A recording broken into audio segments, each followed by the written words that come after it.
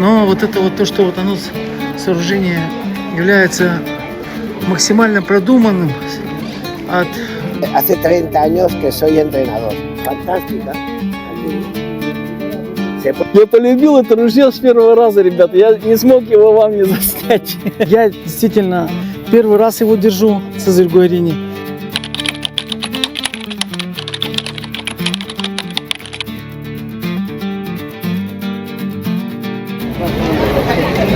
Друзья, прибыл в Барселону.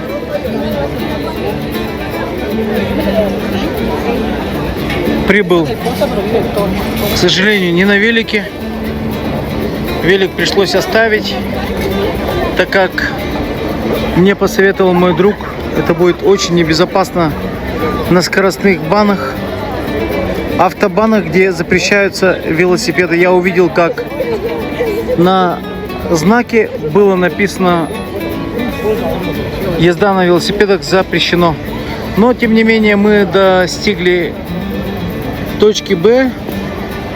Очень оживленный город, много людей,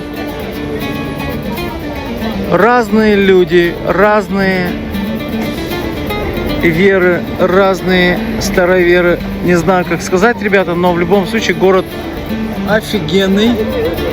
Вот, довольствуюсь достопримечательностью старинной Европы.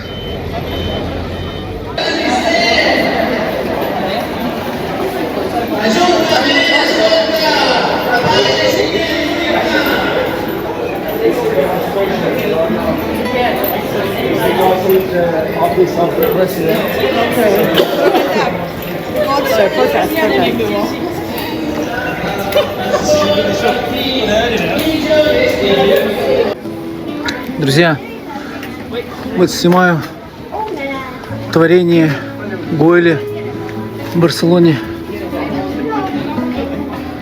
Сам, честно говоря, узнал данные здесь непосредственно, что это за архитектура, кто это построил и для чего это было все. Ну, был такой гениальный, великий архитектор. Вот.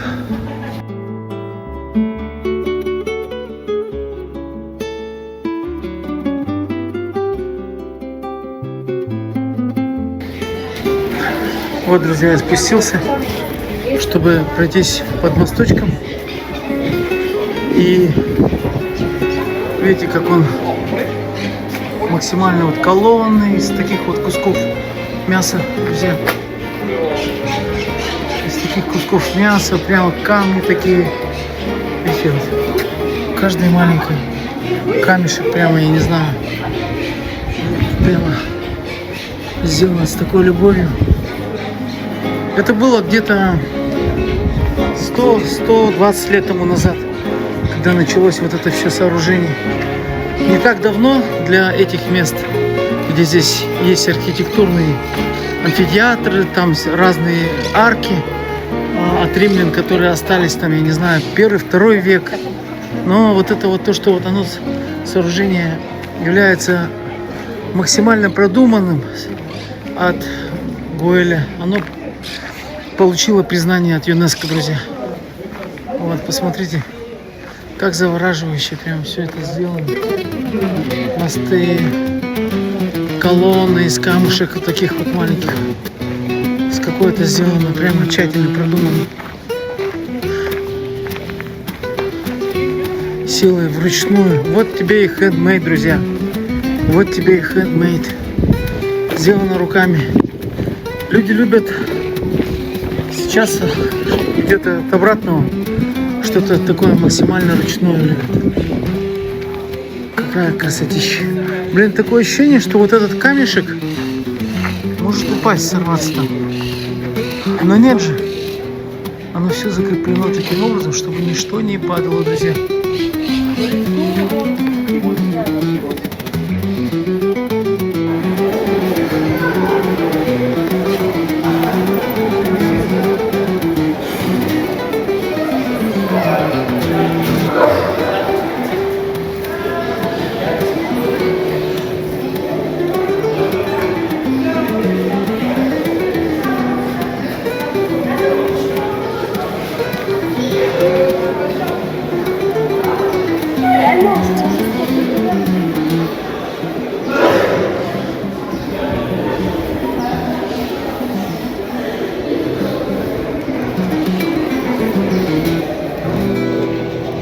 Ребята, вот нахожусь, как можно назвать вот это вот помещение базилик или там архитектурный просторный зал из этих выстроенных колонн, такой вот гаечный зал, мозаикой, с крюками под большие навесные светильники. Это все было сделано, ребята,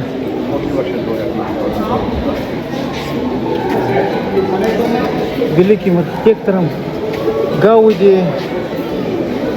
Был меценат. Гауди был архитектор, а Гоэль был меценат. Вот, если так быть точным. И посмотрите, как здесь все круто прямо. Я прочитал историю, ребята. Здесь именно не вот этот особняк, вообще вот здания были в готическом стиле сделаны для Гоэля, мецената того времени. И получается,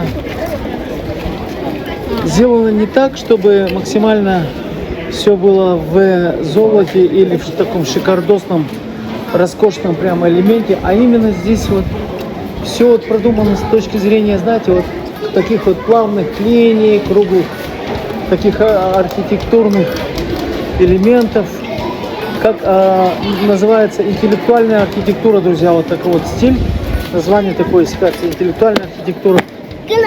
И вот получается человек, вот творение двух друзей, которые в собственном союзе организовали такое уникальное место, которое включено в ЮНЕСКО. В Барселоне, в Испании такой является красотулей.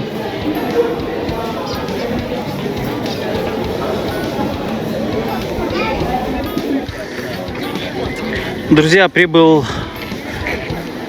на уникальное место, чем славится в Барселоне, и в связи с этим такое большое количество притока туристов. Парк Гоэля. Что можно о нем рассказать? Здесь, судя по источникам, которые я прочитал, я могу быть не точен, один меценат под именем Гоэля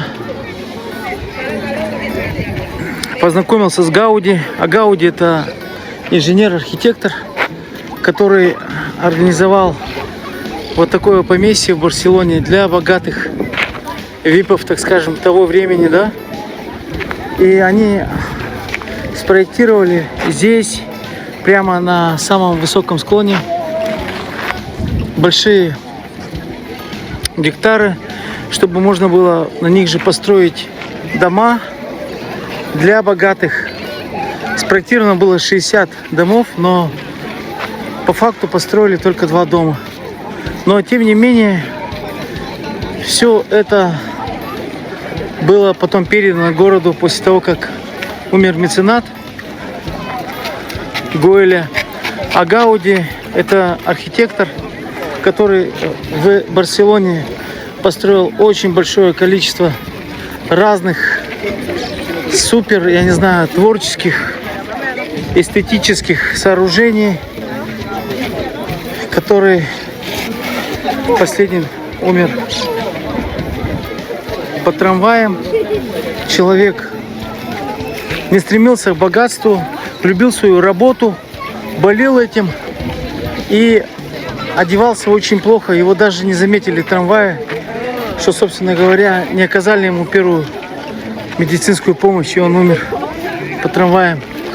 Вот. Этот человек очень верил в свой проект, но, к сожалению, после смерти мецената он начал жить прямо у себя на стройке, на других сооружениях, на других объектах. Видите, друзья, какой домик, вот такие вот мозаики. Все это очень придает прямо шик и блеск. 18 евро стоит сюда заход. Посмотрите, сколько много туристов. Сейчас я еще засниму дома. Вот здесь фишка в том, что, ребята, используются, посмотрите, вот такие вот камни, никакие не блоки. И все максимально сделано экологичным природным путем, таким образом, чтобы камни они висели и не нарушали свой баланс, не падали людям на головы. И все максимально очень творчески сделано, вот максимально как каждый сантиметр, миллиметр очень продуман и рассчитан под его вес. Вот. Людям очень нравится это место.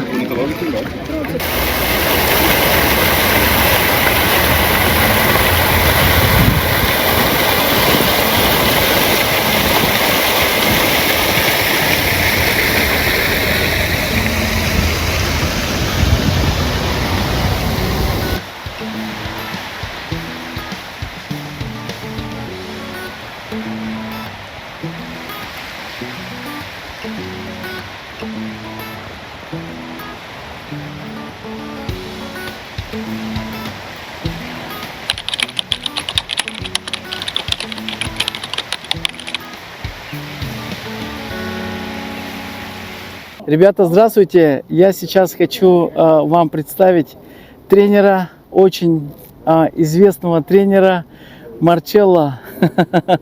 Марчелло, он сейчас немного расскажет про себя. Мы находимся в данный момент в Барселоне.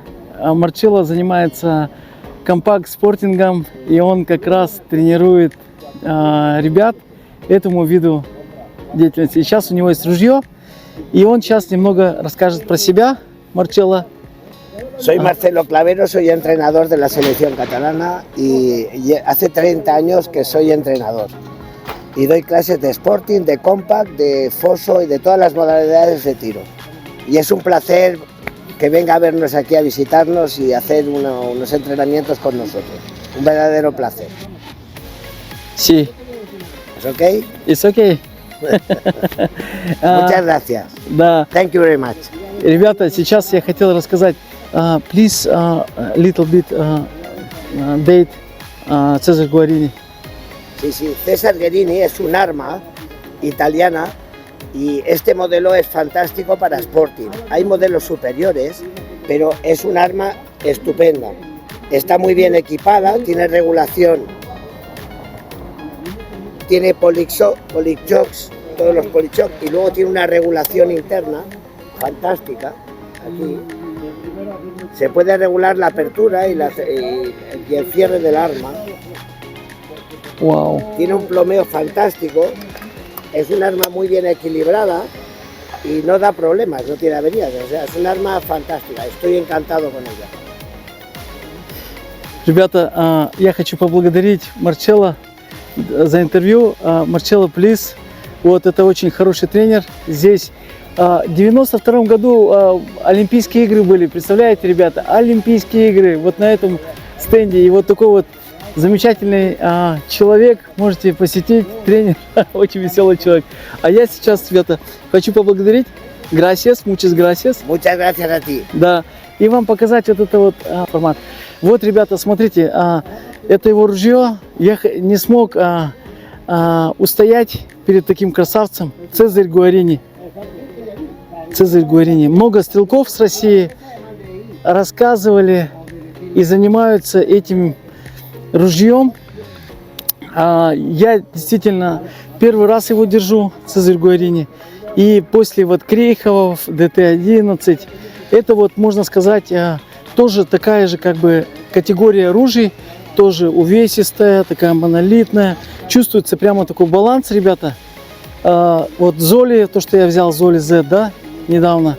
И он чувствуется, что вот категория ружья очень классная. Данная моделька называется Invictus. Invictus, что значит не сломленный, не побежденный и прочный. За счет инновационной системы бойков, механизмов.